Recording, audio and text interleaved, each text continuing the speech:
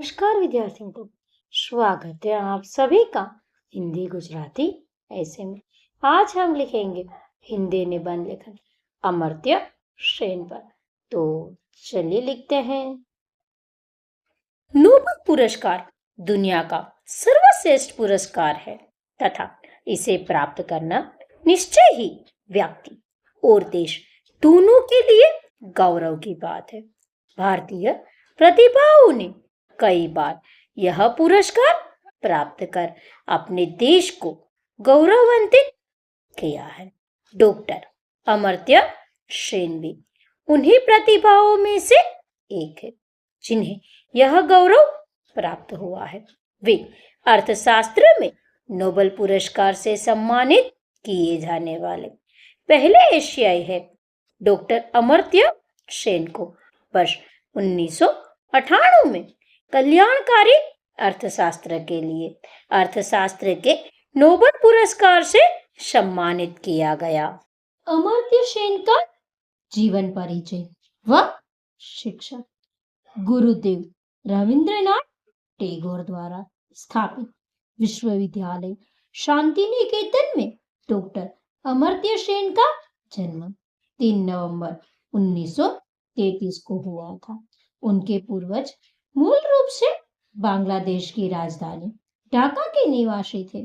उनके नाना क्षिति मोहन सेन एक प्रसिद्ध विद्वान थे जो गुरुदेव रविंद्रनाथ टैगोर के सहयोगी एवं शांति निकेतन में शिक्षक के रूप में कार्यरत थे। गुरुदेव ने ही उन्हें नामकरण संस्कार के दौरान अमर्त्य नाम दिया था। उनके पिता आशुतोष सेन ढाका विश्वविद्यालय में रसायन शास्त्र के प्रोफेसर थे।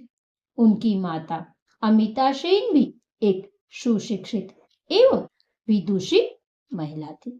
शिक्षित माता पिता के सानिध्य में शिक्षा प्राप्त करने के कारण बचपन में ही वे अति मेधावी छात्र के रूप में सबके प्रिय बन गए। उनकी प्रारंभिक शिक्षा शांति निकेतन में हुई। इसके बाद हाई स्कूल की शिक्षा के लिए वे ढाका चले गए। फिर वर्ष 1947 में भारत विभाजन के बाद उनका परिवार भारत आ गया।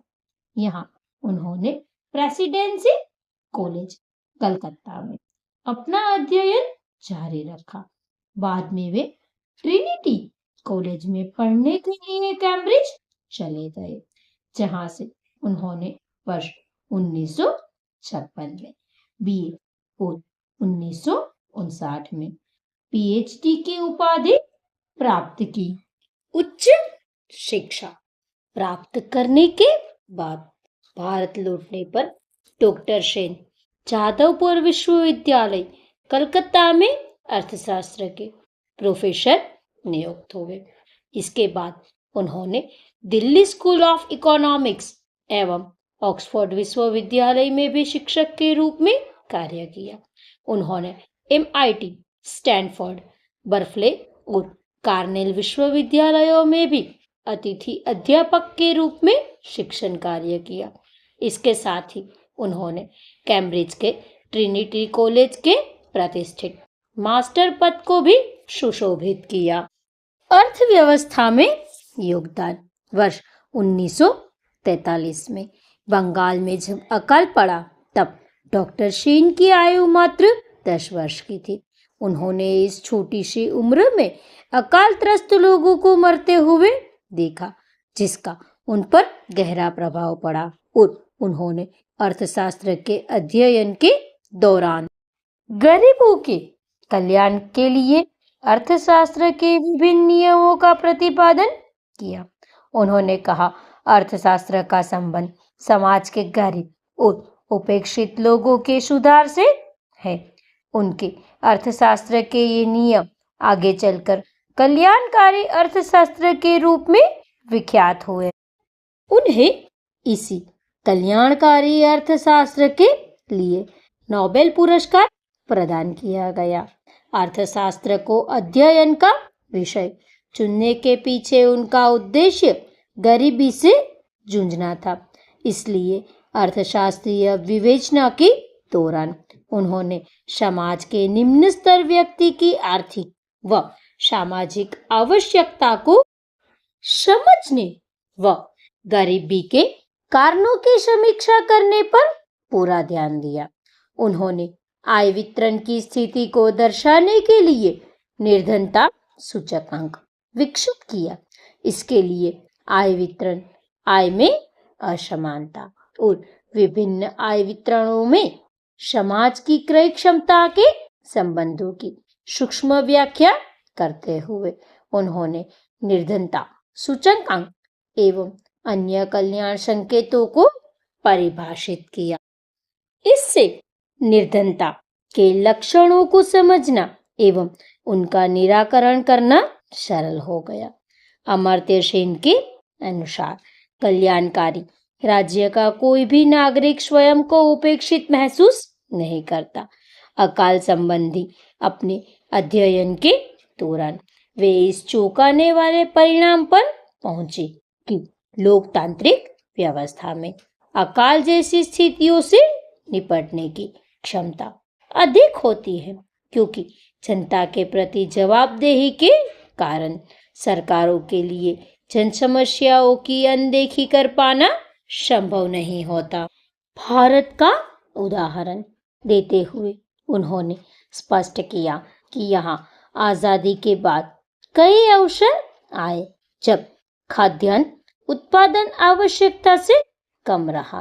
कई स्थानों पर बाढ़ एवं अन्य प्राकृतिक आपदाओं के कारण फसलों को काफी नुकसान हुआ, किंतु सरकार ने वितरण व्यवस्थाओं को चुस्त बनाकर अकाल जैसी स्थिति उत्पन्न नहीं होने दी। इसी प्रकार अकाट्य तर्कों द्वारा यह सिद्ध किया गया कि 1943 का पश्चिम बंगाल का अकाल प्राकृतिक नहीं बल्कि मानव निर्मित आपदा थी। तत्कालीन सरकार ने जन आवश्यकताओं की उपेक्षा कर समस्त संसाधनों को विश्व युद्ध में सम्मिलित कर दिया था। इधर लोग दम तोड़ रहे थे, उधर सरकार युद्ध में मित्र सेनाओं की विजय की कामना करने में लगी थी। अमर्त्य सेन के अर्थ दर्शन की यह विशेषता है कि उन्होंने अर्थशास्त्र को कोरी बौद्धिकता के दायरे से उसे मानवीय संवेदनाओं से जोड़ने की कोशिश की है।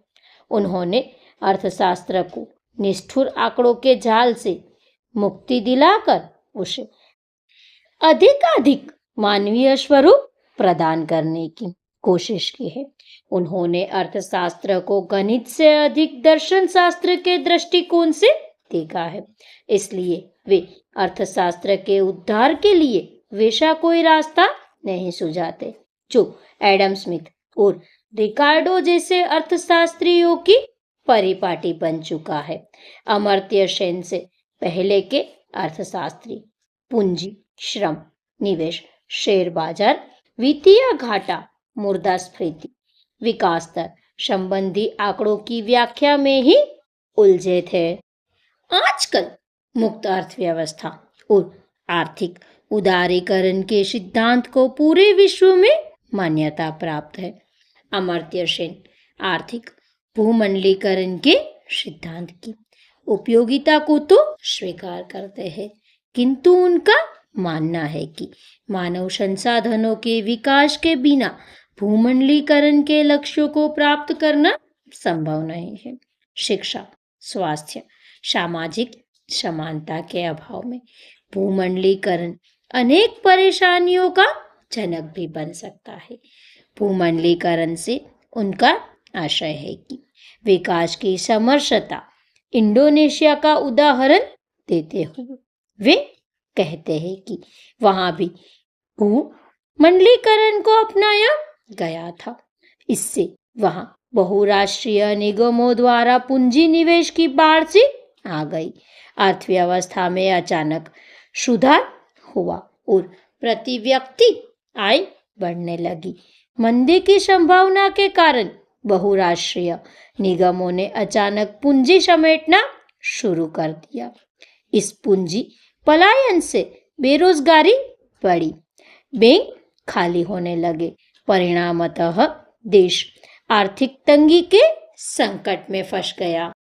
अमर्त्य सेन ने शिक्षा, समानता, पोषण और कल्याण कार्यक्रमों में दुर्बल वर्ग की हिस्सेदारी की महत्ता दर्शाते हुए निर्धनता सूचकांकों को युक्तिसंगत बनाने की कोशिश की थी, जिससे आगे चलकर व्यापक स्वीकृति प्राप्त हुई। इन्हीं निर्धनता सूचकांकों का उपयोग आजकल मानव विकास के अध्ययन में भी किया जाता है। प्रोफेसर दीपक नायर के अनुसार निर्धनता की रेखा की चर्चा अर्थशास्त्री अरसे से करते चले आ रहे हैं। हर कोई जानता है कि निर्धनता की रेखा भी कुछ होती है, किंतु कोई व्यक्ति इस रेखा से कितना नीचे है, इसे मापने की विधि सेन ने ही बताई। इस तरह अमर्त्य सेन द्वारा की गई स्थापनाएं गरीबी की वास्तविकता पड़ताल करने के साथ साथ उन स्थितियों की ओर भी स्पष्ट संकेत करती है जो गरीबी को बनाए रखने में सहायक सिद्ध होती है। डॉक्टर सेन के कल्याणकारी अर्थशास्त्र पर आधारित सैकड़ों शोध पत्र दुनिया भर की प्रतिष्ठित पत्रिकाओं में प्रकाशित हुए। उन्होंने विभिन्न आर्थिक विषयों पर 20 से अधिक पुस्तकें लिखी। इनमें वर्ष 1970 में लिखी collective choice and social welfare तथा 1981 में लिखी प्रोटी एंड केमाइस सर्वाधिक चर्चित रही है। उनकी अन्य प्रसिद्ध पुस्तकों में choice of techniques, welfare and management, Indian development, growth economics, on economic inequality, India economic development and social opportunity, hunger and public action, the political economy of hunger, resources values and development तथा employment व technology and development शामिल है। उन्होंने अर्थशास्त्र से संबंधित कई मौलिक सिद्धांत भी दिए। पुरस्कार व सम्मान। डॉक्टर सेन के कल्याणकारी अर्थशास्त्र के क्षेत्र में किए गए कार्यों की महत्ता को देखते हुए वर्ष 1998 में उन्हें अर्थशास्त्र के नोबेल पुरस्कार से सम्मानित किया गया। उन्हें पुरस्कार देने वाली समिति ने उनके बारे में टिप्पणी की थी। प्रोफेसर सेन ने कल्याणकारी अर्थशास्त्र की बुनियादी समस्याओं के शोध में महत्वपूर्ण योगदान दिया है। डॉक्टर सेन की उपलब्धियों को देखते हुए भारत सरकार ने उन्हें वर्ष 1999 में भारत रत्न देकर सम्मानित किया। यह पुरस्कार कला, साहित्य, विज्ञान एवं खेल को आगे बढ़ाने के लिए की गई विशिष्ट सेवा और जन सेवा में उत्कृष्ट योगदान को सम्मानित करने के प्रदान किया जाता है। भारत सरकार विश्व प्रसिद्ध प्राचीन नालंदा विश्वविद्यालय के पुनरुद्धार में उनका सहयोग ले रही है। उन्हें विश्व के कई विश्वविद्यालयों ने मानद उपलब्धियां देकर सम्मानित किया है। डॉक्टर अमर्त्य सेन ने कल्याणकारी अर्थशास्त्र में महिलाओं और वंचित वर्ग के कल्याण का स्वप्न देखा है। आज वैश्वीकरण की प्रक्रिया जोरों पर है। इस संदर्भ में उनका मत है कि विकासशील राष्ट्रों को पर्याप्त सामाजिक सुरक्षा व्यवस्था सुनिश्चित करने के पश्चात ही वैश्वीकरण की दिशा में कदम उठाने चाहिए। भारत और पाकिस्तान जैसे देशों की मौजूदा परिस्थितियों को देखते हुए वे इन दोनों देशों के वैश्वीकरण की अंधी दौड़ में शामिल होने के पक्षधर नहीं हैं। इस समय वे अमेरिका के हार्वर्ड विश्वविद्यालय में प्रोफेसर है। उनका अर्थचिंतन ही नहीं, उनका संपूर्ण जीवन भी मानव समुदाय के लिए कल्याणकारी सिद्ध हुआ है। अपने देश के आर्थिक विकास के लिए अपने प्रयासों को मूर्त रूप से देने के लिए वे प्रत्येक वर्ष यहाँ आते हैं। तो विद्यार्थी मित्रों, इसी के साथ यहाँ अमर्त्य सेन पर हिंदी निबंध लेखन पूर्ण होता है। निबंध को अंत तक देखने के लिए आप सबका बहुत बहुत धन्यवाद।